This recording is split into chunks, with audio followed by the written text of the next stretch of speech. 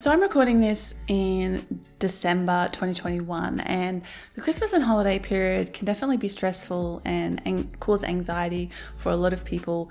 So I thought this would be a good time of year for me to talk about something I have meant to talk about on this channel before, but haven't quite been ready to talk about before, and that is anxiety and my own personal experience and history with anxiety and what I have done personally to overcome it and live an anxiety-free life for the most part. G'day there, welcome back to my channel. My name is Jess and here I talk about how to have a thriving and profitable handmade business and a happy and healthy work from home lifestyle as well. And today I want to talk about something that a lot of us have suffered from in the past or possibly are suffering from now, and that is anxiety. It can be hard to be open and honest about suffering from mental illness because I think things have gotten a lot better than they used to be, but there's still somewhat of a stigma around it. But I know for myself, my experiences of anxiety have really brought home how much my own anxiety and the anxiety of many other people really is an illness, especially in my case because it's something I get sick with and then I get better from. So I'll just talk about that briefly before I go into what I've done and what I do to manage and prevent an anxious period in my life. So I have suffered from severe anxiety a couple of times in my life for a prolonged period, so 3 to 6 months at a time. The first time was when that I remember was in my late teens, which was probably for about 6 months to a year, and then it's been a couple of times since then throughout my life, and I'm 40 now, so it's probably, I'd say there's been 3 or 4 periods of my life where I've been quite sick with anxiety. Now, I've never had a diagnosis of the type of anxiety. I've only really seen medical professionals about it once. The first time it happened, I actually didn't realize what was happening till quite a long way into it. But it's generally the types I've had. I've had health anxiety or hypochondria. I've had generalized anxiety, death anxiety. I think that's pretty common for people who get quite mentally ill with anxiety to have, something you fixate on or something that you're really worried about. Now, there is a really strong history of mental health problems in my family on my maternal side. So all the women in my family have suffered from either severe anxiety or severe depression or both. My mum's been diagnosed with almost everything under the sun at this point in time. So who knows really, but there's been lots of hospitalizations, lots of really serious mental health periods and things that have happened. And I'm not going to go into detail because that's not my medical history. So I'm just going to protect the privacy of my family. But suffice it to say, I grew up being surrounded by severe mental illness. So it wasn't something that I hadn't had experience with before it happened to me. And it was something that I knew I was susceptible to due to my genetics and due to my environment as well. When you're around other people who act and see the world in certain ways and have certain illnesses, sometimes that can affect you as well. So I know how debilitating and how all-encompassing severe anxiety can be when, it totally takes up your brain space, and it can be really hard to function because all you're doing is ruminating. You're going around in that anxiety spiral about whatever it is that you're fixated on at that point in time. I think my own anxiety has a bit of a, obsessive element to it, is that I'll fixate on one particular thing and just get completely stuck thinking about that thing. Like if it's health anxiety, it'll be a particular type of issue that I'll focus on and get fixated on for a period of time and worry that I've got that, disorder or disease or whatever. Other sorts of anxiety, you may have experienced something similar. So the sort of anxiety I've had is more severe than just general sort of everyday anxiety. It's not like, oh, you're a little bit worried about something. It's literally from the moment you wake up in the morning to the moment you manage to get to sleep at night, you're obsessed and ruminating about something, and it really can have a really horrible negative impact on your life. I've had anxiety and panic attacks many, many times.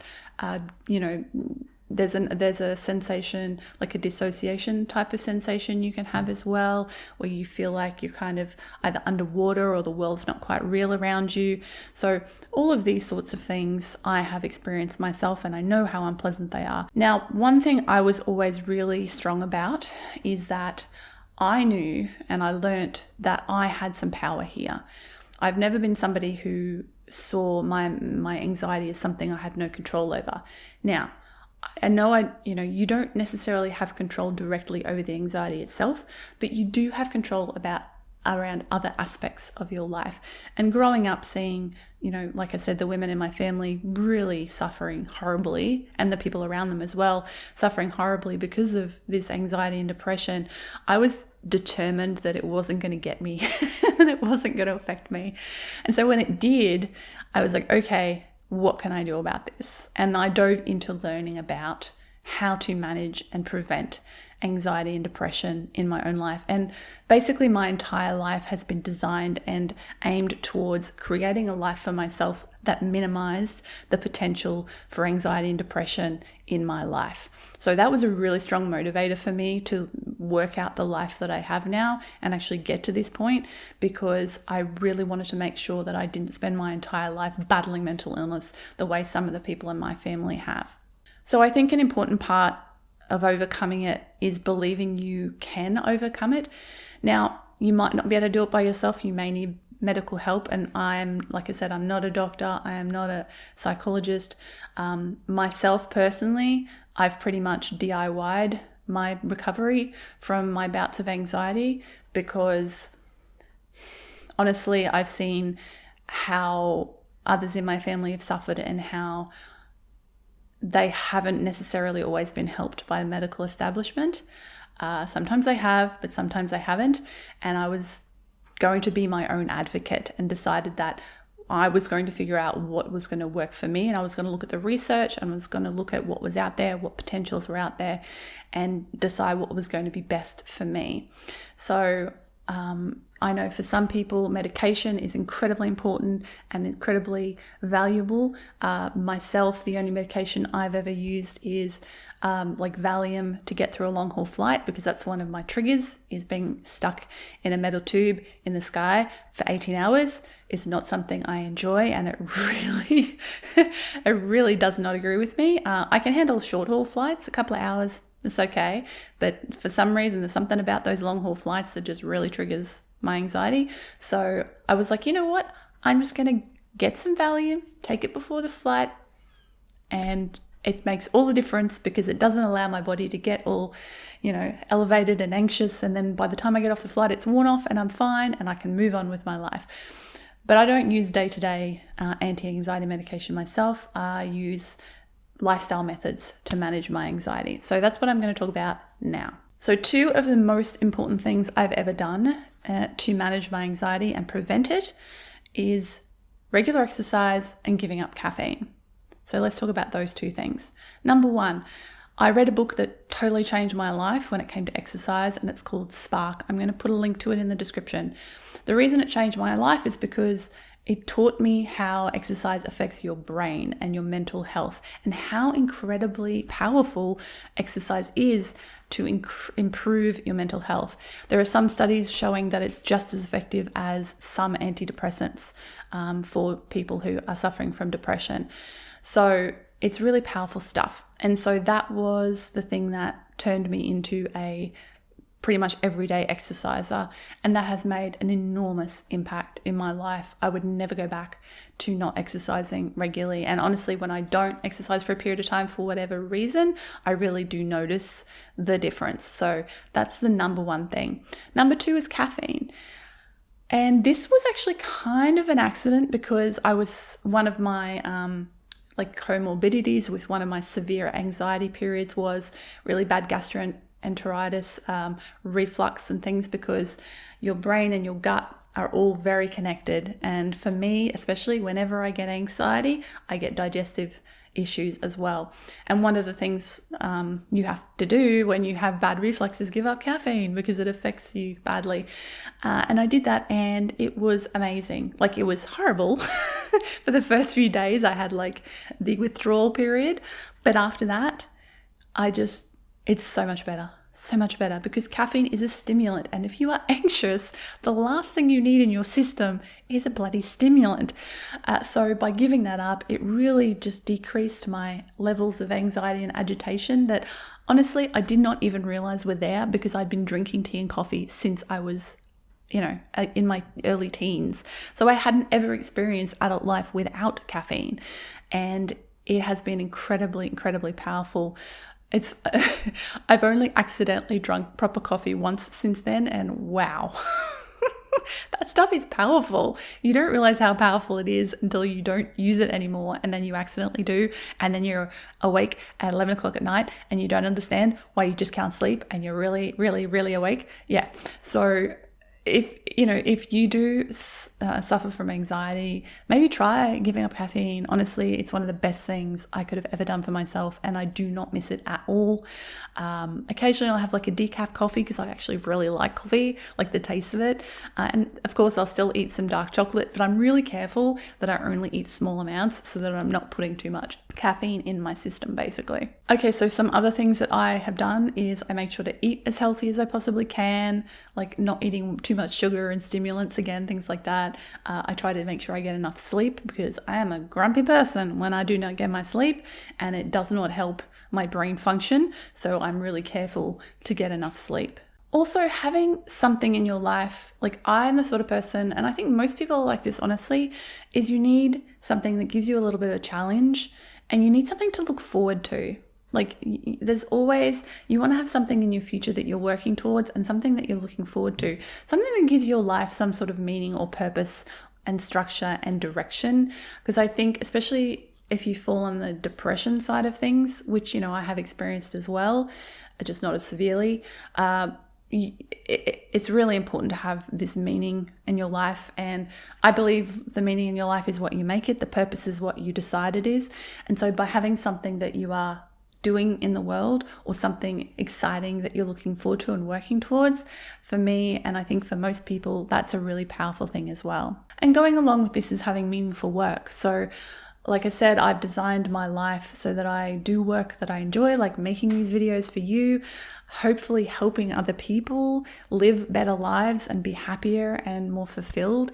Makes me happy, makes me feel like I'm actually contributing something to the world and putting something out there that's going to impact other people. And that's why I'm making this video today, because I know how much my periods of anxiety have hurt me and the people around me. And so I try really, really hard to not fall back into that, and I want to help other people maybe pull themselves out of it and give them all the tools and maybe some stuff that you'd not heard about before that you could try that might help you overcome it yourself. Also important, of course, is socialization, like maintaining good boundaries. As someone who's mostly introverted, I need to protect my energy. So I've again put myself in a position. I work from home alone. My husband's the only other person I see on a regular basis. But I also have a lot of really good friends, like a lot of really amazing people in my life who I see on a regular basis as well. And their friendships sustain me and keep me happy as also, and family, of course. But so, those two things, setting boundaries around what is right for you, but also connecting with others. And I think if COVID has shown us anything, it's the importance of that social connection and how important other people are to us and our happiness, and how we can work, hopefully, to make those connections with people so that we don't feel alone. So as you can see, there's a lot here. There's a lot of different things that go into preventing and maintaining my state of happiness. So preventing anxiety, maintaining myself on an even keel, mentally speaking. Another book I'm going to put a link to in the description below is a really important one. It's called Lost Connections, and it's an amazing book by Johann Hari. He's researched a lot about depression and anxiety and how we can overcome it, and how perhaps the way that we have been taught, the sort of medical pathway, which a lot of us, have been told is the right way, it's the right way for some people, but it might not be the right way for you. And there's so many other things you can do, some of which I touched on in this video, and he goes into way more detail in his book, which I actually read after I just sort of figured all this stuff out. And I was like, oh my God, these are all the things I've been doing all along that I kind of stumbled onto myself somehow accidentally. So go read that if you want to know more about a lot of what I've talked about in here, and go read Spark as well. I can't tell you how much understanding how I could change my brain chemistry myself, I'd be my own little pharmacist in here, how much that affected my confidence and my ability and my belief in myself that I had the power to pull myself out of these anxiety states.